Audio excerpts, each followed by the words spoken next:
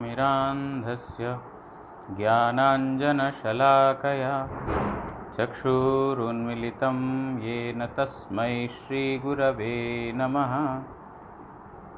मूकं करोति वाचालं पङ्गुं लाङ्घायते गिरिं यत्कृपातमहं वन्दे श्रीगुरुं दीनतारिणं।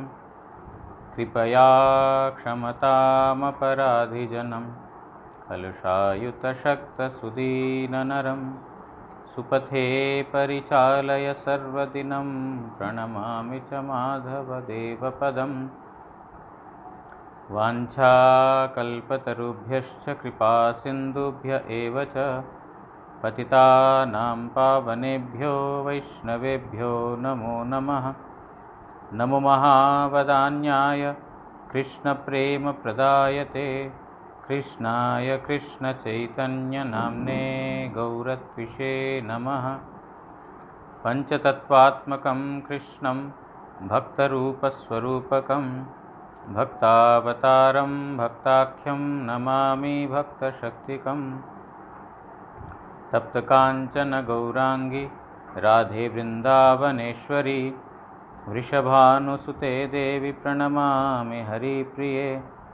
हे कृष्ण करुणा सिंधु दीनबन्धु जगत्पते गोपेश गोपिका कान्त राधा कान्त नमोऽस्तुते।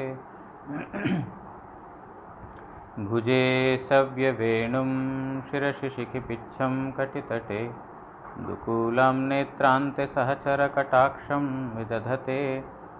सदा श्रीमद्वृन्दावनवसति लीलापरिचयो जगन्नाथस्वामी नयनपथगामी भवतु मे। वन्दे नन्दव्रजस्त्रीणां पादरेणुम् अभीक्ष्णशः यासां हरिकथोद्गीतं पुनाति भुवनत्रयं। भक्त्या विहीन अपराधलक्षै क्षिप्ताश्च कामादितरङ्गमध्ये कृपामयी त्वां शरणं प्रपन्नवृन्दे। नुमस्ते चरणारविन्दं भूमस्खलितपादानां भूमिरेव यवलम्बनं। त्वय्यजात अपराधानां त्वमैव शरणं प्रभु। वागीशा यस्य वदने लक्ष्मीर्यस्या च वक्ष्यासि यस्यास्ति हृदये संवित् तं नृसिंहमहं भजे। श्री कृष्ण चैतन्य प्रभु नित्यानंद श्री अद्वैत गदाधर श्रीवासादि गौर भक्तवृंद। हरे कृष्ण कृष्ण कृष्ण हरे हरे हरे राम राम राम हरे हरे। ग्रंथेरारंभे करिमंगलाचरण गुरु वैष्णव भगवान तिनेरस्मरण। तिनेरस्मरणे होय विघ्न विनाशन अनायासे होय निज वांछित पूरन।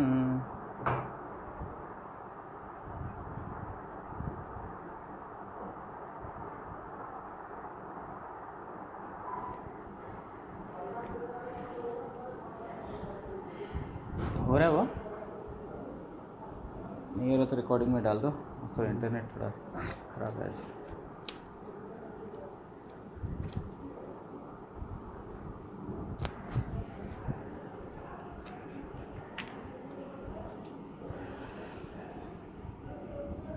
कल हमने श्रवण किया था बहुत सारे ब्रह्मांड सृष्टि करने के बाद सब ब्रह्मांडों में भगवान पुरुष स्वयं प्रवेश करते हैं। और जब वो पुरुषावतार जब श्री कृष्ण जब श्वास छोड़ते हैं तो पुरुषावतार मतलब श्री कृष्ण ने जो आदि पुरुषावतार जब श्वास छोड़ते हैं उस समय अनंत ब्रह्मांडों से बाहर निकलते हैं। और जैसे वो श्वास अंदर लेते हैं तो सारे ब्रह्मांड उनके अंदर प्रवेश कर लेते हैं। इस प्रकार जो ब्रह्मा आदि जितने भी ब्रह्मांड के लोकपालक हैं सबका आयु उतना ही समय है जितना समय भगवान निश्वास छोड़ करके लेते हैं। बस उसके बीच का समय ही जो ब्रह्मांड के जितने भी अधिपति है सब उनका उतना ही उनका आयु है। और एक उदाहरण बताते हुए कहा कि एक छोटा सा छिद्र में से जिस प्रकार सूर्य का किरण जब आता है तो उसके अंदर बहुत सारे जो रेणु परमाणु इत्यादि जो है उसके अंदर घूमते हुए देखते हैं, उसी प्रकार अनंत कोटि ब्रह्मांडों का जाल जो है भगवान विष्णु का लोमकूप में है। इस प्रकार क्या बोलते हैं, आदि पुरुषावतार जो कारणोदकशाय विष्णु का प्रभाव। कल उसके बाद हमने श्रवण किया था जो ब्रह्म संहिता से ब्रह्मा जी जो स्तव कर रहे हैं कि प्रभु आपका श्वास काल पर्यंत, निश्वास काल पर्यंत हमारा अवस्थिति है, जितना समय आप श्वास दोबारा नहीं लेते हैं तब तक ही हमारा यहाँ पर स्थिति है। तो जो वो महाविष्णु जिनका श्वास का काल अवधि हमारा है, वो महाविष्णु आपका ही कला है। कला मतलब अंश के अंश है। इसलिए मैं आपको आदि पुरुष गोविंद आपको मैं प्रणाम करता हूँ। उसके बाद ब्रह्मस्तव से एक और श्लोक बताया जिसमें बोलते हैं कि प्रकृति, महत्त्व इत्यादि गुण इन सब से बना हुआ जो हमारा जो पंचभौतिक शरीर और जो जिसका विस्तार जो है 7 वितस्ती मात्र है, हमारा जो है आपके सामने जो आपके लोमकूप में अनंत कोटि ब्रह्मांड है, हम ब्रह्मांड के एक क्षुद्र एक जीव है, 7 वितस्ती विस्तृत काय है, हमारा शरीर है, तो हमारा कहाँ है अस्तित्व आपके सामने। इसीलिए हे प्रभु आपका महिमा हम क्षुद्र जीव गा नहीं पाएंगे, जान नहीं पाएंगे और बोल भी नहीं पाएंगे। छोटा सा प्राणी अल्प वस्तु जो है विभु वस्तु के बारे में कैसे जान पाए, कैसे बोल पाएगा। इसलिए बोल दिया कि हमारा आपकी महिमा हम नहीं समझ पाते। अभी हम श्रवण करेंगे श्री श्री चैतन्य चरितामृत आदि लीला पंचम परिच्छेद 73 से 73। अंशेर अंश जय कला तार नाम गोविंदेर प्रतिमूर्ति श्री बलराम। तो कल जो हमने मूल श्लोक में हमने श्रवण किया था कि विष्णुर महान स यह यस्य कला विशेषो, जो महाविष्णु जिनके श्वास काल पर्यंत हमारा स्थिति है, वो महाविष्णु आपके कला है। कला मतलब आपके अंश के अंश हैं। वो गोविंद को मैं भजना कर रहा हूँ। तो उस श्लोक को यहाँ पर रेफर करते हुए बोल रहे हैं कि अंश का अंश को ही कला बोला जाता है। भगवान का अंश और उनका प्रत्यंश उसको कला बोलते हैं। गोविंदेर प्रतिमूर्ति श्री बलराम। किनके अंश के अंश हैं, किनके कला हैं? गोविंद के कला है। वो गोविंद कौन है? बोल रहे हैं उन गोविंद का ही प्रतिमूर्ति है बलराम। जो महासंकर्षण जो बलराम, उन महासंकर्षण से ही जो चतुर्व्यूह, उस चतुर्व्यूह का जो मूल संकर्षण बलराम, उस मूल संकर्षण का चतुर्व्यूह का जो महासंकर्षण है, उनसे ही ये कारणोदकशायी विष्णु का प्राकट्य है। इसीलिए वो जो बलराम या नित्यानंद जिनकी कला है, क्या नाम है, महाविष्णु, उन जो पूर्ण पुरुष गोविंद को मैं प्रणाम कर रहा हूँ। तार एक स्वरूप श्री महासंकर्षण, तार अंश पुरुष है कलाते गमन। यहाँ पर बोल रहे हैं उनका जो बलराम का एक स्वरूप है महासंकर्षण। मूल संकर्षण या बलराम के रूप में हमने पहले श्रवण किया था। वृंदावन धाम में वो भगवान का नित्य परिकर है, नित्य साथी है, उनके उस प्रकार सेवा करते हैं। लेकिन उनका ही जो विस्तार कौन? महासंकर्षण, जो वैकुंठ आदि धाम में है। वैकुंठ आदि धाम में संकर्षण, वासुदेव संकर्षण, प्रद्युम्न और अनिरुद्ध, जो उनका जो संकर्षण है वो है महासंकर्षण। उस महासंकर्षण का ही अंश है पुरुष। पुरुष मतलब कारणोदकशाय विष्णु। इसीलिए उनको कला में गिना गया।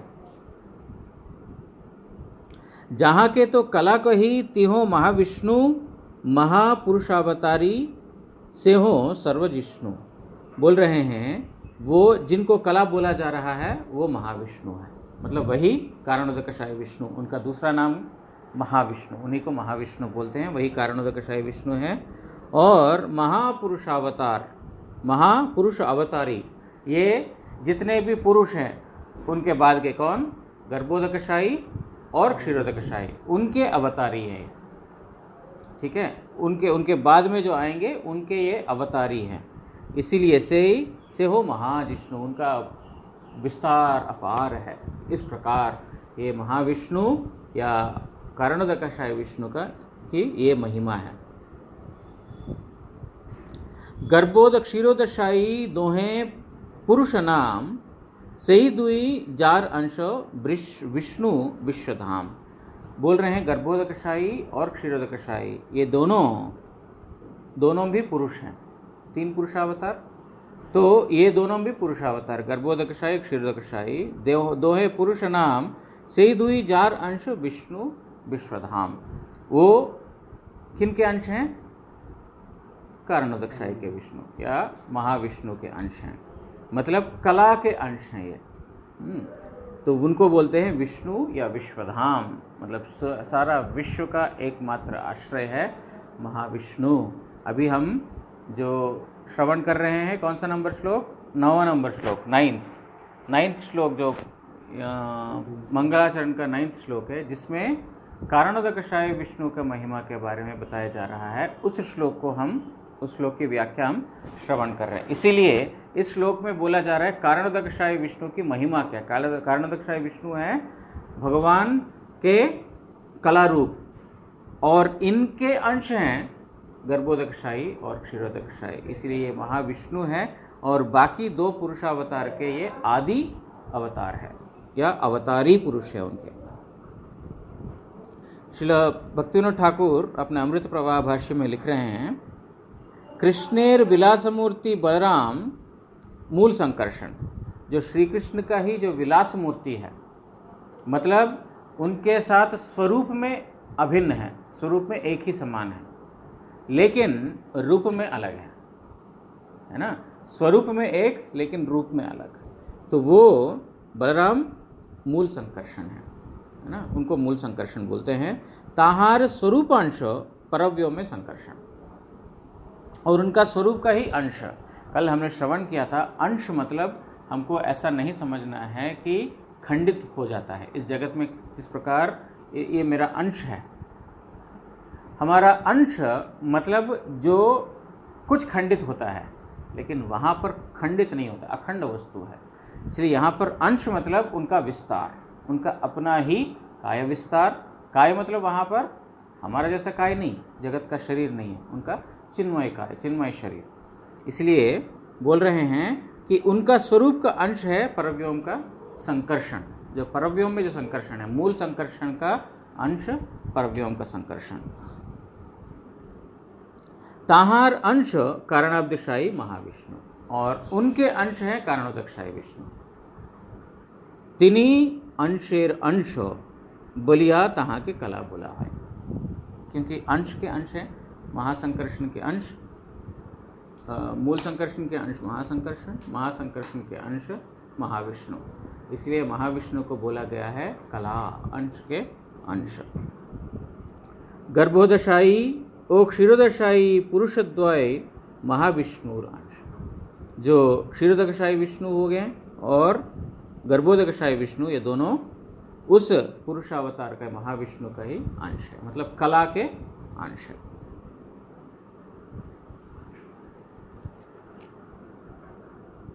इसलिए प्रभुपाद ने क्या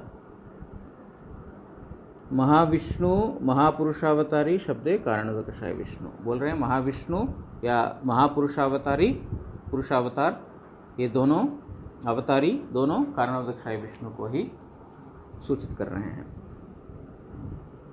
अब लघु भागवतामृत से श्लोक बता रहे हैं यहाँ पर, जहाँ पर वास्तविकता में देखने को मिलता है सात्वत तंत्र में, सात्वत तंत्र का श्लोक है लघु भागवतामृत में। रूप गोस्वामी पद ने लिखा, विष्णोस्तु त्रीणि रूपाणि पुरुषाख्यान्याथो विदुः, एकस्तु महतः स्रष्टा द्वितीयं त्व अंड संस्थितं तृतीयं सर्वभूतस्थं तानि ज्ञात्वा विमुच्यते। ये सात्वत तंत्र का वचन है, श्लोक है। यहाँ पर बोल रहे हैं नित्यधाम विष्णुर तीनटी रूप, विष्णु का 3 रूप है। प्रथम महत्त्वेर सृष्टा कारणोदकशायी महाविष्णु। सर्वप्रथम जो विष्णु है कौन? कारणोदकशायी महाविष्णु। कारणोदकशायी विष्णु या तो महाविष्णु। जब आगे हमको आएगा महाविष्णु महाविष्णु, जहाँ जहाँ बोलेंगे समझना है कारणोदकशायी विष्णु को सूचित किया जा रहा है। ये सर्वप्रथम महत्त्व का सृष्टा यही है। महत्त्व उन्होंने ही सृष्टि किया। महत्त्व मतलब जितने भी जो उपादान कारण और निमित्त कारण और जितने भी कारण हैं वो सब उस महत्त्व के अंदर, उसको बोलते हैं टोटल कॉस्मिक एनर्जी जो है वो उन्होंने सृष्टि किया। द्वितीय गर्भोदकशायी समस्त ब्रह्मांड गत पुरुष, और द्वितीय पुरुष है गर्भोदकशायी विष्णु। वो गर्भोदकशायी विष्णु समष्टि ब्रह्मांडगत पुरुष, तो जितने भी ब्रह्मांड हैं सारे ब्रह्मांडों में वो प्रवेश करते हैं। मतलब कारणोदकशायी के रूप में वो अनंत ब्रह्मांडों को उन्होंने सृष्टि कर दिया। उस अनंत ब्रह्मांडों को सृष्टि करने के बाद प्रत्येक ब्रह्मांड के अंदर गर्भोदकशायी रूप में प्रवेश करते हैं। क्योंकि कल हमने श्रवण किया था, यद्यपि भगवान ने ब्रह्मांड को सृष्टि किया है, उस ब्रह्मांड को चेतन करने के लिए या उस ब्रह्मांड के अंदर सर्वव्याप्त रूप में वो उसमें प्रवेश करते हैं। इसीलिए जो द्वितीय अवतार जो गर्भोदकशायी विष्णु, वो प्रत्येक ब्रह्मांड में वो प्रवेश करते हैं। तृतीय क्षीरोदकशायी व्यष्टि ब्रह्मांडगत पुरुष, तिनि प्रतिजीवेर अंतर्यामी ईश्वर ओ परमात्मा। और उसके बाद जो तृतीय कारणोदकशायी विष्णु, वो प्रत्येक जीव के हृदय के अंदर, प्रत्येक जीव के हृदय के अंदर अंतरात्मा के रूप में, अंतर्यामी के रूप में विराजमान है या परमात्मा के रूप में विराजमान है। ये 3 प्रकार के विष्णु हैं। ये जो यहाँ पर वर्णन है, इसको हम अभी वर्तमान स्थिति में उसको अनुभव नहीं कर पाएंगे, है ना, जो क्योंकि ये प्रकृति के ऊपर का वस्तु है। अब इस प्रकृति के अंदर के वस्तु ही हम ठीक से नहीं समझ पा रहे हैं ना। कोई अगर बोले तुम्हारा शरीर में क्या हो रहा है, तुम बताओ जरा, हमारा शरीर के अंदर क्या हो रहा है हम खुद को नहीं पता है। पता नहीं, कुछ अच्छा नहीं लग रहा, क्या अच्छा नहीं लग रहा, कैसा लग रहा है, नहीं पता नहीं क्या हो रहा है, क्यों हो रहा है, कैसे हो रहा है। हमारा शरीर के अंदर का ज्ञान हम खुद को नहीं है। इतना हमारा इंद्रिय ज्ञान सीमित है। तो ये सीमित ज्ञान के द्वारा उस वस्तु को कैसे समझ पाएंगे?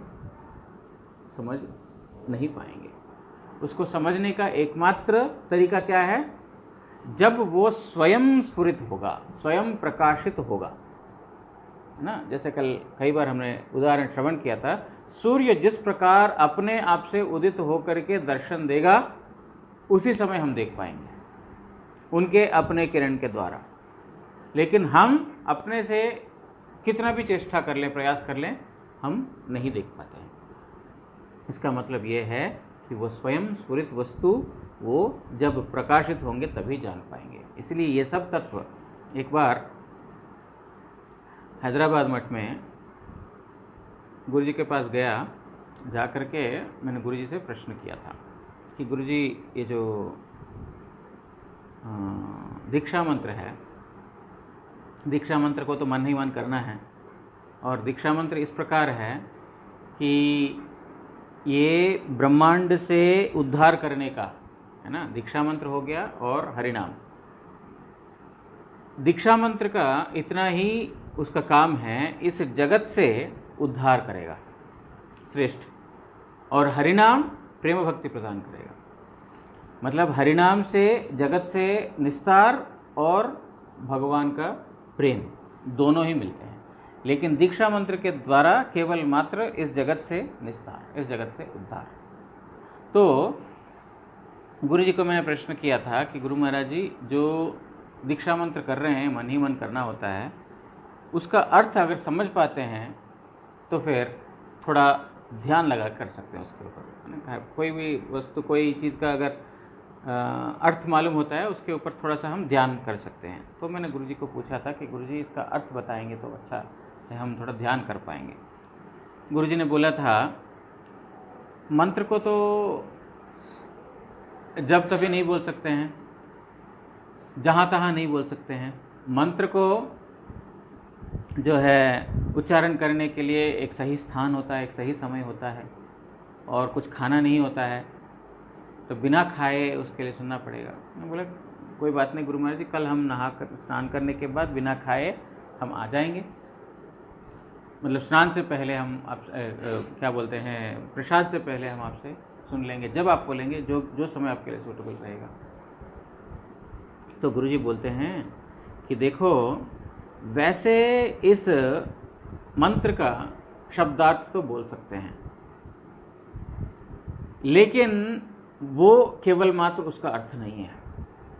जो अर्थ शब्दार्थ है, अगर मैं तुमको बोलूँगा तो भी वो उसका वास्तव अर्थ नहीं है। वास्तव अर्थ मतलब उसका कंप्लीट अर्थ नहीं है।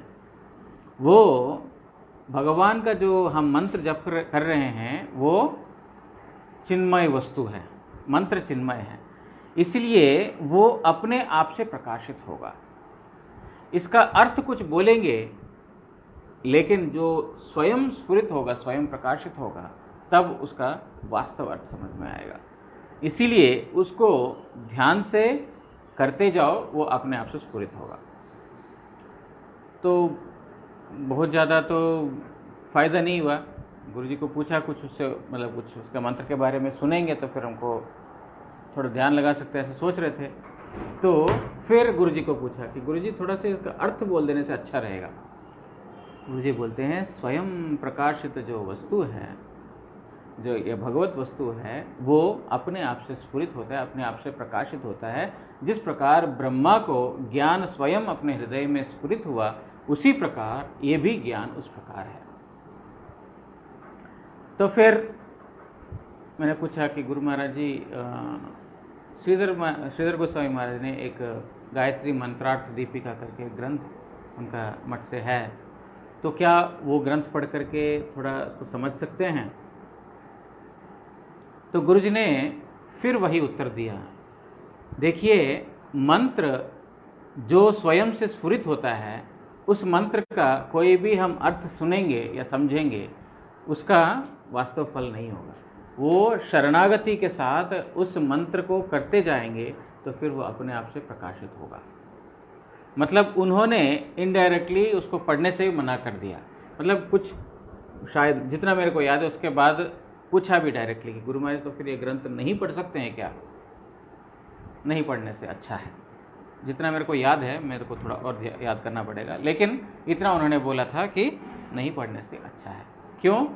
क्योंकि जो स्वयं प्रकाशित जो ज्ञान है, वो स्वयं प्रकाशित ज्ञान को हम कोई सीमित शब्दों के द्वारा या जगत के कोई शब्दों के द्वारा उसका अर्थ की व्याख्या करने जाएंगे तो फिर वो उसका वास्तव फल नहीं मिलेगा। इसीलिए इसी प्रकार जो भगवत वस्तु जो हम ये श्रवण कर रहे हैं, कारणोदकशायी, गर्भोदकशायी, क्षीरोदकशायी, विष्णु, ये सब हम अपनी चेष्टा से उसको समझ पाएंगे, वो हमारे अंदर इस प्रकार कोई योग्यता नहीं है। ये शुद्ध भक्त जो इसका दर्शन कर रहे हैं सब समय, उन लोगों ने हमको जो वो देख रहे हैं उन्होंने यहाँ पर हमको बताया।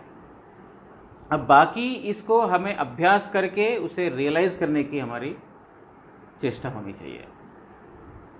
लेकिन इसको एनालाइज करेंगे, इसके ऊपर हम चर्चा करेंगे, क्योंकि ये सब्जेक्ट ही ऐसा है, हमारा चर्चा से बाहर है ना। अगर कोई डिस्कशन बैठ करके 10 लोग 12 लोग जगत के लोग बैठ करके डिस्कशन करें, अच्छा कौन सा लोक ऊपर है, कहाँ, वहाँ पर क्या है, यहाँ पर क्या है, अच्छा चैतन्य चरितामृत में इधर है, भागवत में यहाँ पर है। अगर कोई अपनी बुद्धि से या अपना शुष्क ज्ञान से, जागतिक ज्ञान से इस विषय के ऊपर चर्चा करने बैठेंगे, कोई भी निष्कर्ष में नहीं निकलेंगे, उल्टा कंफ्यूजन ही होगा। क्यों? क्योंकि ये ज्ञान ही इस प्रकार, ये मतलब तत्व ही इस प्रकार है जो अनुभव करने के बाद ही इसको समझा जा सकता है, अन्यथा उससे पहले नहीं, ज्ञान के द्वारा या भाषा के ज्ञान के द्वारा नहीं समझ पाते।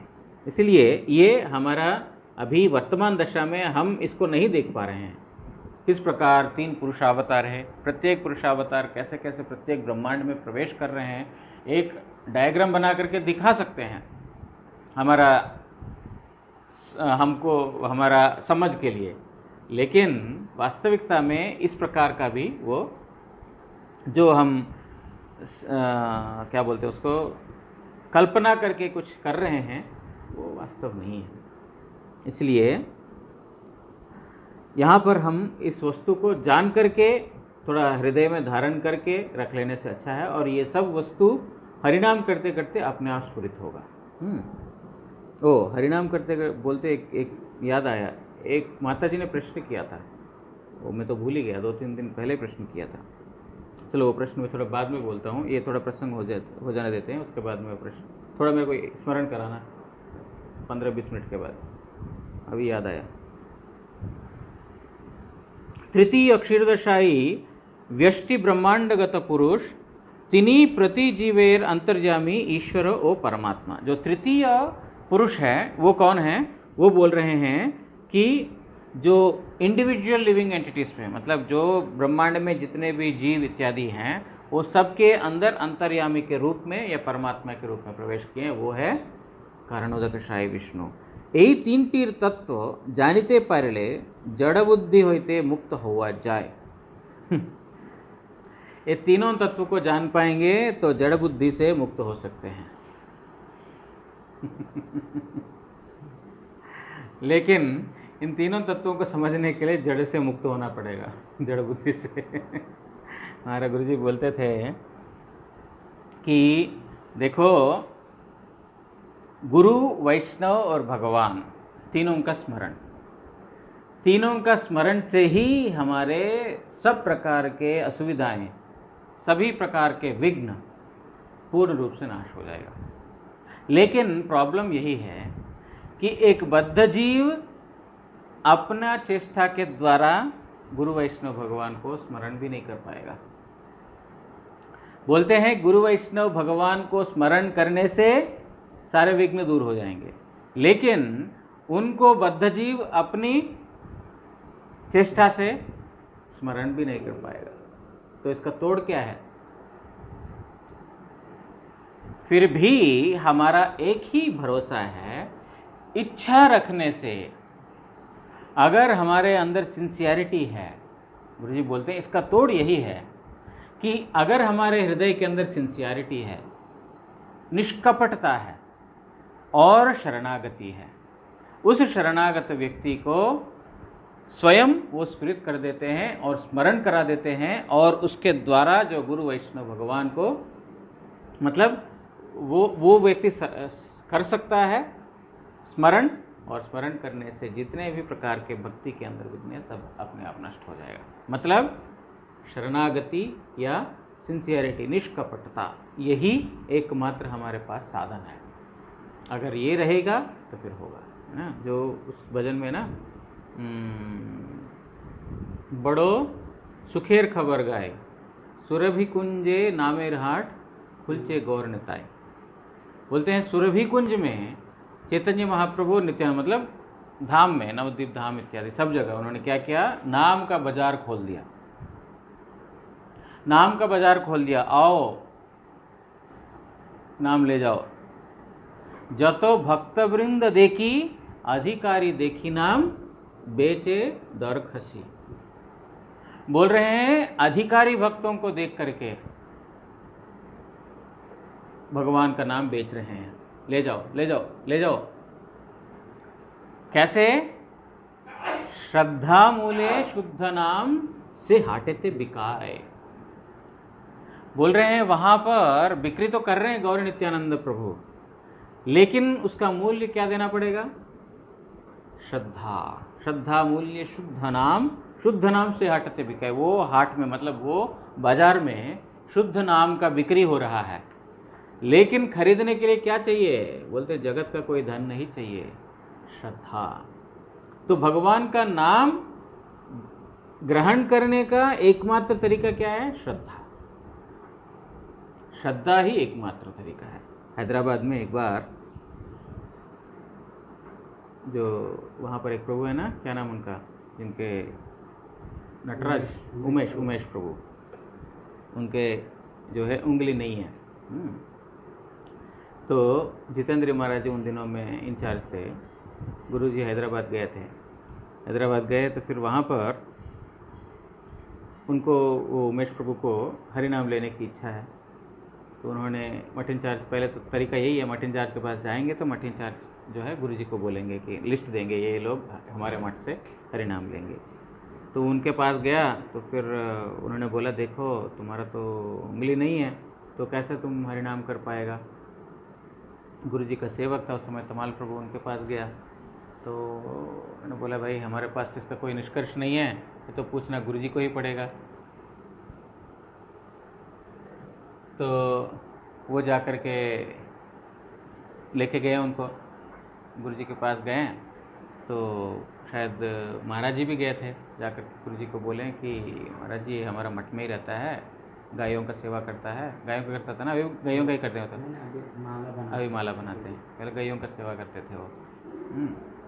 तो गायों का सेवा करता है, बड़ा श्रद्धालु है, बहुत मतलब श्रद्धा के साथ सारी सेवाएं करते हैं। ये हरिनाम लेना चाहते हैं, लेकिन एक मुसीबत है कि उनके उंगली नहीं है, तो उनको क्या हरिनाम दिया जा सकता है। गुरुजी ने एक सेकंड विचार नहीं किया, एक सेकंड भी विचार नहीं किया। बोलते हैं हरिनाम तो मन से होता है, हरिनाम तो उंगली से नहीं होता है। देखो मतलब एक अप्राकृत व्यक्ति का दर्शन किस प्रकार है। हम सोच रहे हैं कि हरिनाम होता है उंगली से, माला हाथ में रहेगा तो हरिनाम होगा, नहीं तो हरिनाम नहीं होगा। तो जिसका उंगली कटा हुआ है वो हरिनाम के लिए योग्य नहीं है। गुरुजी बोलते हैं कि वैसे तो हरिनाम तो मुख से या तो उंगली से तो नहीं होता है, वो तो हृदय से होता है, तो क्यों नहीं दे सकते हैं। महाप्रभु का संप्रदाय में जो है कुष्ठ रोग का भी भगवान ने हरिनाम दे दिया था। तो महाप्रभु का संप्रदाय जो है औदार्यमय संप्रदाय, औदार्यमय अवतार महाप्रभु का, इस अवतार में जो है हरिनाम प्रचार ही सर्वश्रेष्ठ साधन है। उन्होंने कोई एलिजिबिलिटी नहीं देखा, श्रद्धा मूल्य शुद्ध नाम, श्रद्धा रहने से उन्होंने शुद्ध नाम दे दिया, केवल श्रद्धा का ही जरूरत है। तो फिर गुरुजी बोलते हैं कल तो हम सुबह सुबह चले जा रहा है, अब तो पहले बोलते तो फिर हम तो कर सकता था, आज तो समय नहीं है, रात हो गया, अगले दिन सुबह गुरुजी ने चले जाना। तो फिर गुरुजी बोलते हैं ठीक है अगले बार देखेंगे। लेकिन अगले दिन सुबह उठ करके बोलते हैं कि अभी तो हमारा फ्लाइट के लिए थोड़ा समय है। उनको बोला रेडी होने के लिए, आज ही दे देंगे, आज ही दे देंगे उनको हरिनाम। तो तैयार होकर, क्योंकि शुभस्य शीघ्रम, गुरुजी बोलते हैं शुभस्य शीघ्रम, जो शुभ कार्य करने के लिए देरी नहीं करना चाहिए। अगले साल होगा नहीं होगा, हो पाएगा नहीं हो पाएगा, कोई ठीक नहीं है, इसीलिए अभी इसी साल हम दे देंगे, अभी दे देंगे हम। तो उनका कब हुआ? 2006 में हुआ था शायद हरिनाम, ऐसे कुछ हुआ था। उसके बाद शायद मुझे लगता है गुरुजी हैदराबाद नहीं गए थे बहुत साल तक, 3-4 साल तक नहीं गए थे। 2010 में फिर गए थे गुरुजी, 11 में गए थे फिर। तो 6 के बाद शायद नहीं गए, मुझे थोड़ा सा वो कंफर्म करना पड़ेगा। जो भी गुरुजी बोलते हैं कि शुभ कार्य को तुरंत कर लेना चाहिए, तो उन्होंने जो है दे दिया हरिनाम। और हरिनाम दे करके बोलते हैं तुमको माला की ज़रूरत नहीं है। माला नहीं दिया उनको, हाँ माला नहीं दिया उनको, तुमको माला की ज़रूरत नहीं है, मन ही मन हरिनाम करना, मन ही मन करना, हरिनाम करने से हो जाएगा। अभी भी उनका दीक्षा भी हो गया, अभी तो दीक्षा नहीं हुआ, तो शायद वो गुरुजी ने हरिनाम से ही सब कुछ उन्होंने कर दिया था। तो अभी वो हैदराबाद मठ में है अभी भी, मतलब एक विशेष कृपा पात्र बोलना पड़ेगा, उनके द्वारा हम सब लोगों को एक विशेष शिक्षा भी मिला। तो इस प्रकार श्रद्धा मूले शुद्ध नाम से हाटते बिकाए, वो श्रद्धा से ही वो उस हाट में, मतलब उस बाजार में शुद्ध नाम जो है बिक्री हो रहा है। तो इसी प्रकार भगवान के धाम का कोई भी वस्तु चाहते हैं हम, श्रद्धा, भगवान का नाम, भगवान का धाम के बारे में परिचय, भगवान के बारे में गुण लीला परिकर इत्यादि का परिचय, ये सब मिलेगा श्रद्धा से, है ना। तत्रापि लौल्यमपि मूल्यमेकलम जन्म कोटि सुकृतपि न लभ्यते। बोलते हैं कृष्ण भक्त रस भाविता मति, बोलते हैं अगर कृष्ण भक्ति में जो भावित मति अगर चाहिए, कृष्ण भक्ति का रस में भावित मति, समझा, कृष्ण भक्ति का रस में भावित, उस रस में भावित जो मति, क्रियते यत् कृतोपि लभ्यते, अगर कहीं मिलता है उसको खरीद लो, मिलेगा कहीं पर, बहुत कुछ मिलेगा, लेकिन ये नहीं मिलेगा। लेकिन अगर कहीं मिलता है तो फिर इसको खरीद लो। अच्छा, खरीद लेते हैं, लेकिन उसका मूल्य क्या है वो भी बता दो। तत्रापि लौल्यमपि मूल्यमेकलम, उसके प्रति लालच ही उसका मूल्य है। मुझे श्री कृष्ण में भावित मति की मुझे अत्यावश्यकता है, मुझे चाहिए, उस प्रकार तुम्हारे अंदर लालसा होनी चाहिए, लोभ, तीव्र उत्कंठा, तत्रापि उसके लिए होने से अपने आप मिल जाएगा।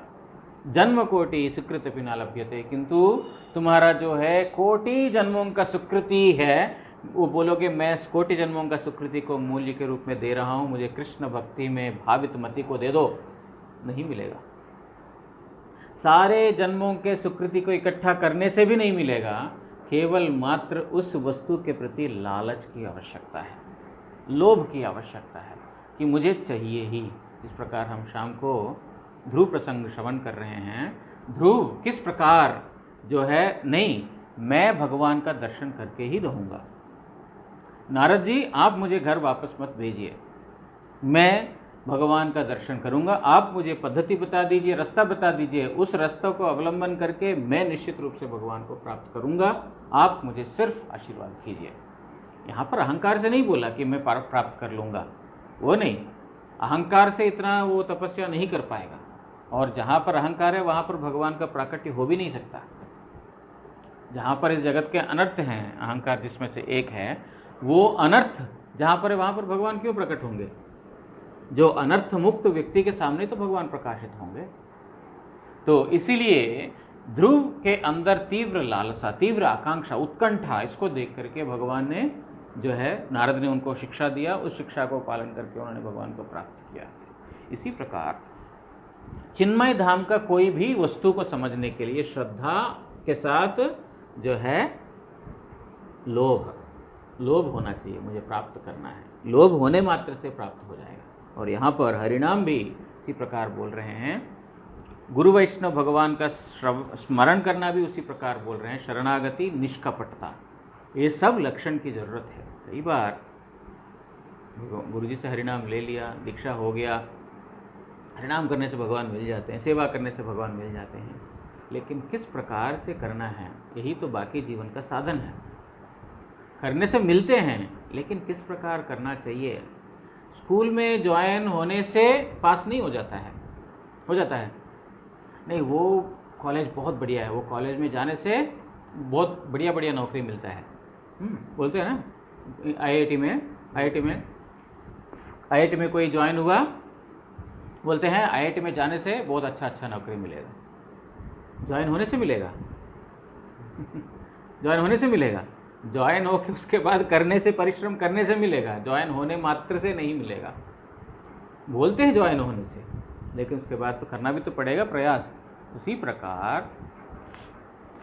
प्रकार हरिनाम और दीक्षा ले लिया, मठ में आ गया, ब्रह्मचारी भी बन गया, भगवान मिल गया, नहीं मिला।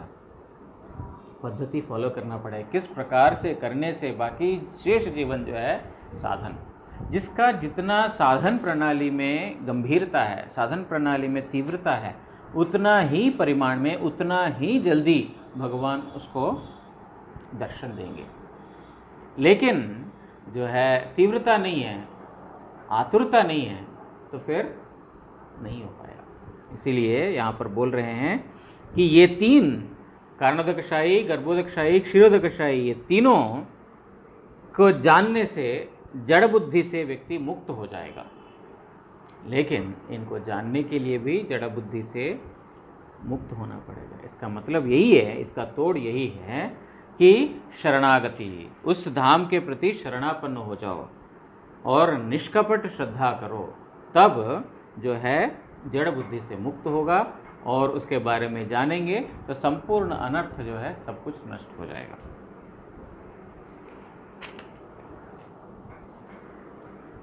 ओ, इधर प्रभुपाद जी की एक व्याख्या भी है क्या? प्रभुपाद जी की टीका है।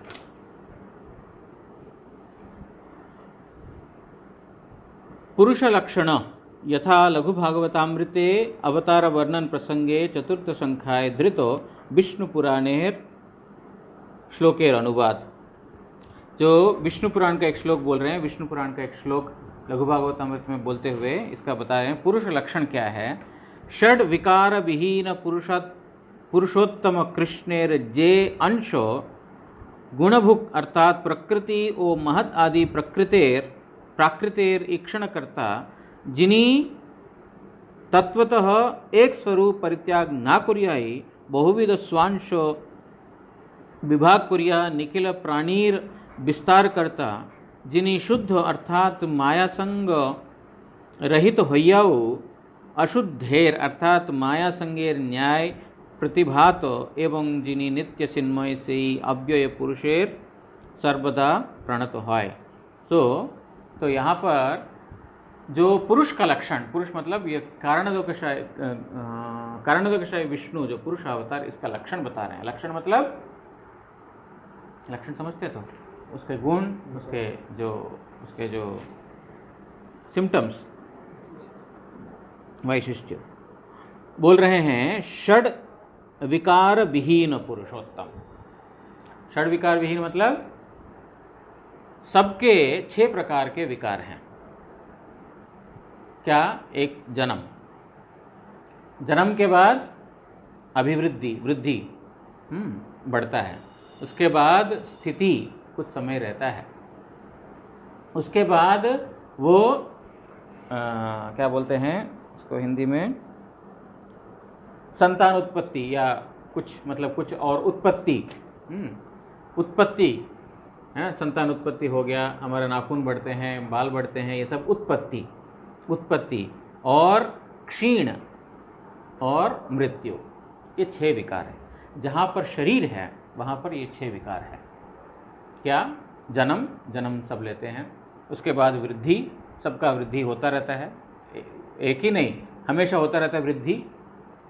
उसके बाद जो है स्थिति कुछ समय रहता है, फिर वृद्धि होता है, फिर उसके बाद जो उत्पत्ति, वो कुछ वस्तुओं को उत्पत्त करता है, और उसके बाद क्षीण, धीरे धीरे क्षीण होता रहता है, और मृत्यु, अल्टीमेटली मृत्यु।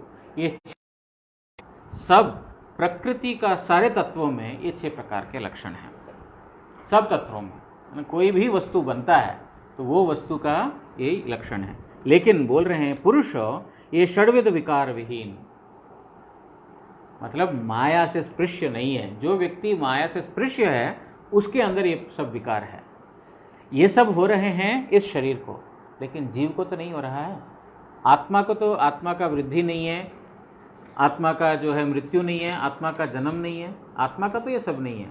लेकिन जो आत्मा का जो आवरण ये शरीर है, जो मायाभूत है, उससे ये सब हो रहा है। लेकिन भगवान का बोल रहे हैं षड विकार विहीन पुरुषोत्तम, जो भगवान के अंदर ये 6 प्रकार के विकार नहीं है। कृष्णेर जे अंश गुणभुक अर्थात प्रकृति ओ महदादि प्राकृतेर ईक्षण करता, वो जो है उनका अंश, जो पुरुषोत्तम जो श्री कृष्ण है उनके अंश, उनके अंदर ये 6 प्रकार का विकार नहीं है। बोले अगर श्री कृष्ण ने भी तो जन्म लिया, वो भी तो बड़े हुए थे, वो भी तो बच्चे पैदा किए थे गृहस्थ लीला में, द्वारका में। इस प्रकार लोग अगर बोल रहे हैं यहाँ पर उस श्री कृष्ण में षड विकार नहीं है। वो अलग अलग स्तरों में अलग अलग लीलाएं उन्होंने करके प्रदर्शन किया है, किस उम्र के जीव को किस प्रकार करनी चाहिए। प्रत्येक आयु का उन्होंने सिद्धि प्राप्त किया है, या सिद्धि दिखाया है उन्होंने, है ना। लेकिन वो स्वयं ये सब 6 प्रकार का विकार के अंदर आते हैं वो नहीं है, क्योंकि माया के अधीन नहीं है, माया से अतीत वस्तु है भगवान, इसलिए मायातीत वस्तु को के अंदर ये 6 प्रकार के लक्षण नहीं है। और इनके ही अंश जो पुरुषावतार जो वो बोल रहे हैं गुणभुक अर्थात प्रकृति और महदादि प्रकृति ईक्षण करता है, वो उनके ही अंश, मतलब अंश के अंश, यहाँ पर कला लेना चाहिए। जो महाविष्णु वही जो है प्रकृति के ऊपर ईक्षण करता, वही प्रकृति के ऊपर देखते हैं, ईक्षण करते हैं। जिनी तत्वतः एक स्वरूप परित्याग ना कुरियाई बहुविध अंश विभाग कुरिया निकल प्राणीर विस्तार करता। वो एक ही अंश है, मतलब यहाँ पर पुरुष का लक्षण बता रहे हैं, भगवान का लक्षण बता रहे हैं कि एक ही अंश है, एक अंश होकर के भी वो बहु अंशों में उन्होंने अपने आप को विस्तार किया। और जब बहु अंशों में उन्होंने विस्तार किया, ये प्रथम अंश, प्रथम जो पुरुष है उसके अंदर कोई खंड नहीं हुआ, है ना। जिस प्रकार एक एप्पल है, 4 लोगों को बांटना है, उसको 4 पीस करके देना पड़ता है। 4 पीस दे दिया, जिसने दिया उसके पास कुछ नहीं रहेगा, शेष हो गया, खत्म। लेकिन भगवान सब ब्रह्मांड का सृष्टिकर्ता होते हुए, स्वयं सबके अंदर प्रविष्ट करते हुए भी वो अपने में पूर्ण पुरुष वैसे की वैसे ही है। ये भगवत वस्तु का लक्षण है। ये प्रकृति और भगवत वस्तु में यही फर्क है। प्रकृति जो है खंडशील है, लेकिन भगवान अखंड है, वो खंडित नहीं होते हैं। इसीलिए वो एक में बहुविस्तार, एक ही बहु में विस्तार करने के बावजूद भी वो एक के एक ऐसे ही रहेंगे।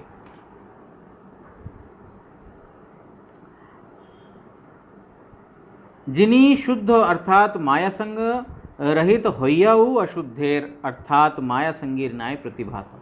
वो शुद्ध है, पूर्ण शुद्ध।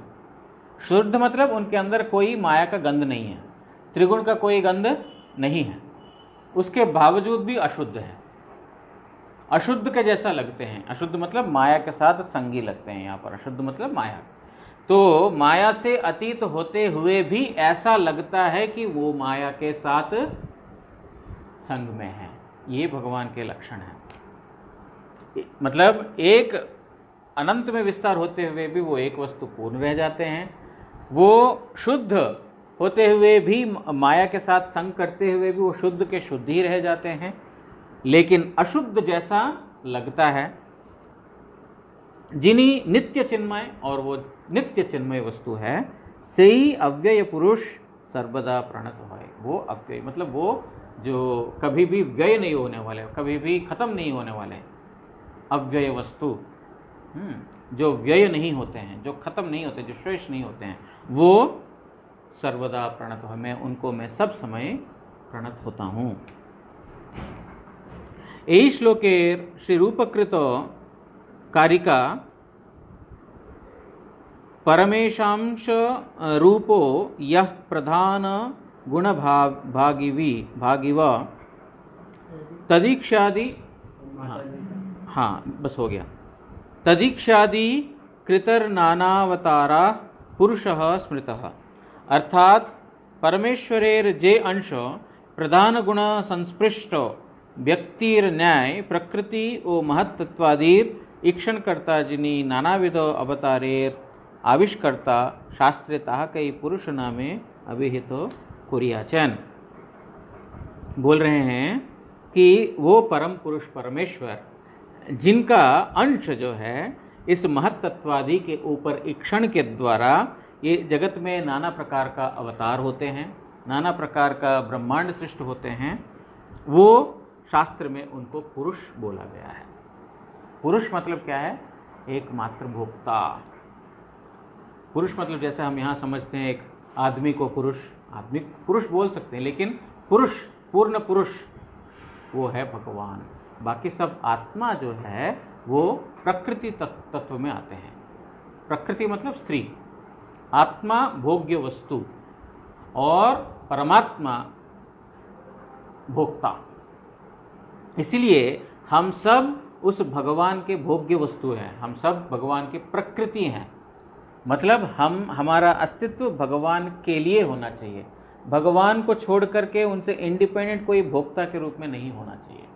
उनको पूर्ण पुरुष, इसलिए भगवान पुरुषोत्तम, भगवान का नाम पुरुषोत्तम, उत्तम पुरुष, सर्वोत्तम पुरुष, एकमात्र भोक्ता, क्योंकि वो जगत का कर्ता है, जगत का भर्ता है, जगत का मालिक है, ब्रह्मांडों को सृष्टि करता है, इसलिए वो एकमात्र भोक्ता। उनका ईक्षण के द्वारा जो ये ब्रह्मांड का नाना प्रकार का सृष्टि आदि होता है। तो अभी यहाँ पर विश्राम देते हैं। वो प्रश्न का उत्तर जो माता जी ने 2-3 दिन पहले शायद प्रश्न किया था, लेकिन मैं भूल गया था। वो उनका प्रश्न ये था कि वो जो हरिनाम करते हैं, जब उनके हस्बैंड शायद उनको अच्छा नहीं लगता। अभी सिचुएशन ऐसा हो गया कि लॉकडाउन है, तो हस्बैंड भी घर बैठते हैं, है ना, तो और भी मुसीबत है उनके सामने वाला, क्योंकि पहले तो ऑफिस चले जाते तो कर सकती थी, लेकिन अब जो है घर में बैठते हैं। लेकिन अभी ऐसा है कि माला पे नहीं, लेकिन ऐसा मन ही मन करने से भी उनको जो है थोड़ा प्रॉब्लम होता है। तो फिर ऐसे में क्या करना चाहिए, उनका प्रश्न ये है। अभी ऐसा है कि कोई सिचुएशंस में ऐसा आते हैं कि अपना जो साथी, जीवन साथी, जो पति हो या पत्नी हो, कई बार ऐसा होता है कि हमारा इस रास्ते में हमारे अनुकूल नहीं होते हैं। लेकिन हमारा गुरुजी का एक विशेष लक्षण देखा यही, क्योंकि हमारा उनके साथ रहना जो है सब समय है, कई बार उनके अनुकूल रहने से वो उनका हृदय में धीरे धीरे परिवर्तन आता है। क्योंकि कोई भी व्यक्ति या तो कोई भी वस्तु को प्राप्त करने का, उसका हृदय के अंदर जगह बनाने का एक ही रास्ता है, वो है प्यार या प्रीति। उसी माध्यम से जो है एक व्यक्ति जो है दूसरे के प्रति अपने आप नेचुरली झुकाव आ जाता है। गुरु महाराज जी को हमने देखा था कि जो लोग आकर के इस प्रकार गुरु जी को बोलते थे ऐसा ऐसा वो नहीं देते हैं, कोई बोलते थे कोई बात नहीं, जब वो नहीं देख रहे हैं उस समय करना, क्योंकि उनको अच्छा नहीं लग रहा है ना। संसार में बहुत ज़्यादा जो है क्लेश ला करके, नाना प्रकार का दुख ला करके करना ठीक नहीं है। उससे क्या फल विपरीत होगा। हो सकता है कि हमारा संख्या पूर्ण नहीं हो पा रहा है, कोई प्रॉब्लम नहीं है, लेकिन हमारे हृदय के अंदर वो आर्तता है या नहीं, भगवान वो देखते हैं।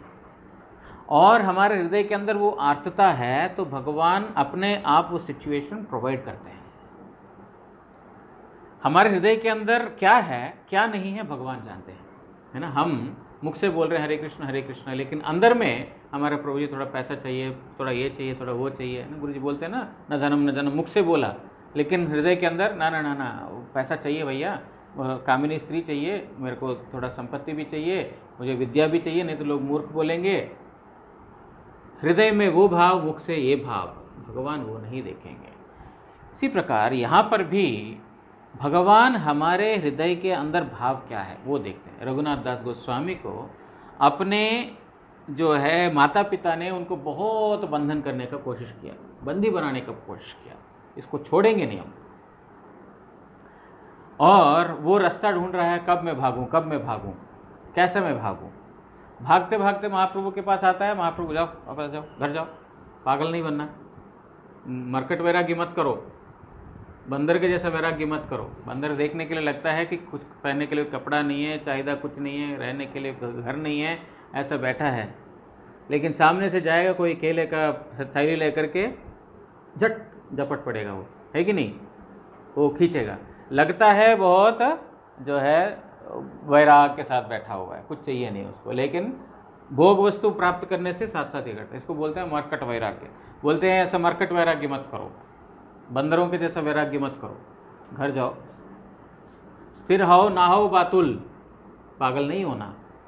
जा करके संसार में यथा अनासक्त विषय भुंजो, यथा विषय भुंजो अनासक्ति होया, जो विषय को, जिस विषय वस्तु को जिस प्रकार स्वीकार करना उसको स्वीकार करो, लेकिन अनासक्त होकर, उसमें आसक्ति रहित होकर करोगे, धीरे धीरे भगवान क्या करेगा, तुमको विषय रूप से इस जगत का जो कुआं है, अंध कुआं है, इससे भगवान धीरे धीरे बाहर करेगा।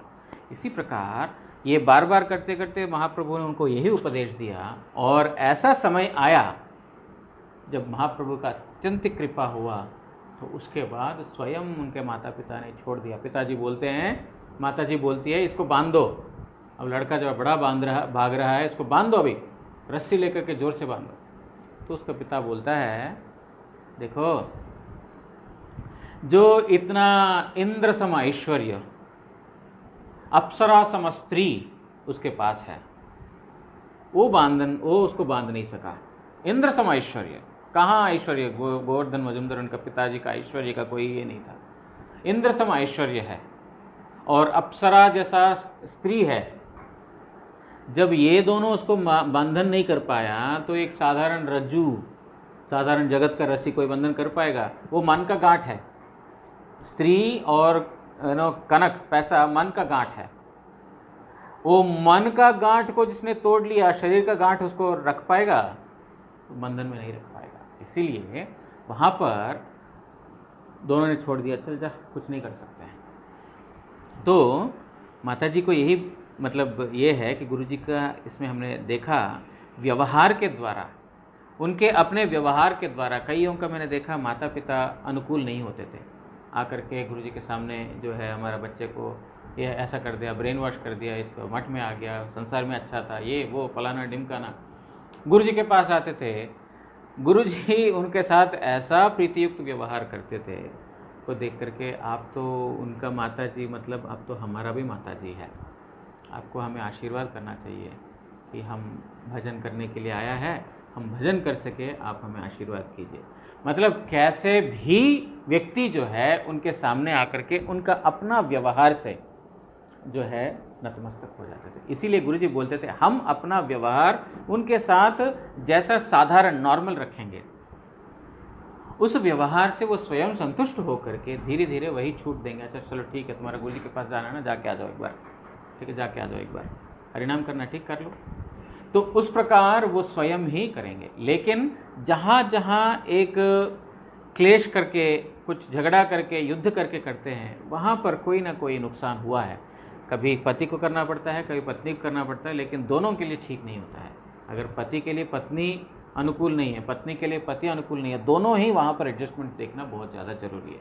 क्योंकि एडजस्टमेंट करते करते, प्रीतियुक्त व्यवहार करते करते अपने आप धीरे धीरे वो हो जाता है। इसलिए वहाँ पर बहुत ज़्यादा संख्या के ऊपर ज़्यादा जोर नहीं देते हुए हृदय के अंदर आर्तता के ऊपर ज़्यादा जोर दें। विषयों को, मतलब पति के साथ अन्य अन्य बाकी सब काम कर रहे हैं, लेकिन मन भगवान में रहे, हरिनाम में रहे।